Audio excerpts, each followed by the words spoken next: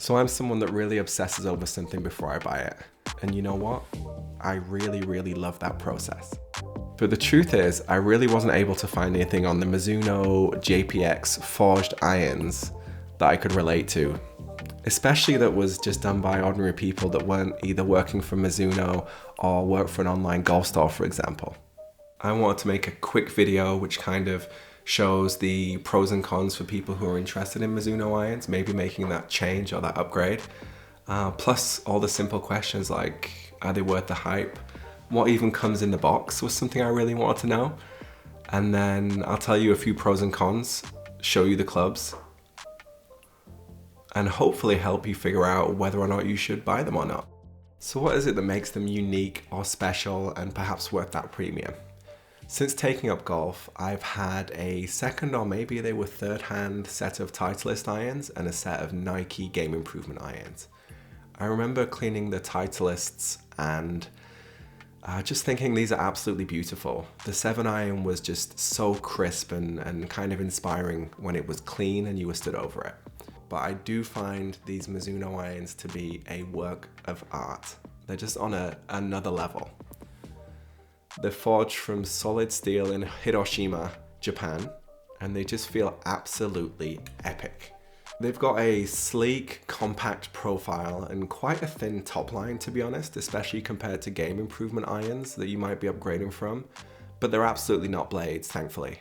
In fact, the smaller face has actually made my ball striking better, more precise. I'm more focused when I'm addressing the ball. They're also less offset, which I really love. I predominantly draw my irons, so have actually found that they're going a little straighter now with more predictable, repeatable results. I can kind of see and feel the face angle a little bit better without relying on that manufacturer's offset. Okay, let's talk about the feel.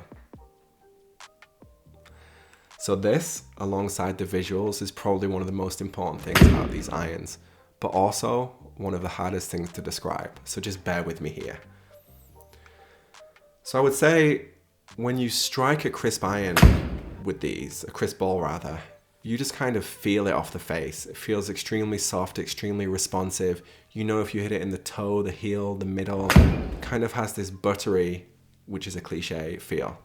But I would say like try the Mizuno JPX Forged Irons or some of the Mizuno Pro Forged Irons against the hot metal irons, which are multi-piece construction. And last thing on the feel, they're also spinnier. So I was getting 2,000 to 3,000 more RPMs of backspin with these compared to the Mizuno JPX Hot Metals, for example, and even versus my old irons.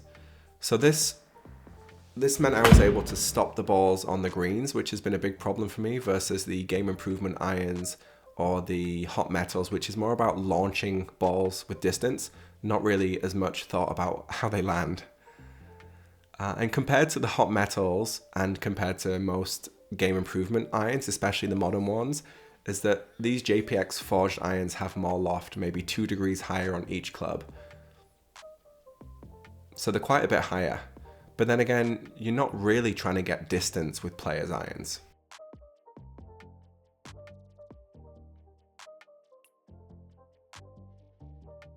I found the unboxing process to be a little bit underwhelming actually, from a premium brand. I would have loved to get like a Mizuno towel or a ball marker or something like that, but didn't happen. So Mizuno, maybe you should include that. Okay, so here's probably the most important part for people who are interested in buying these irons. What were the downsides? So actually, after about 6 months of owning them and playing them, there really aren't that many, apart from perhaps the price.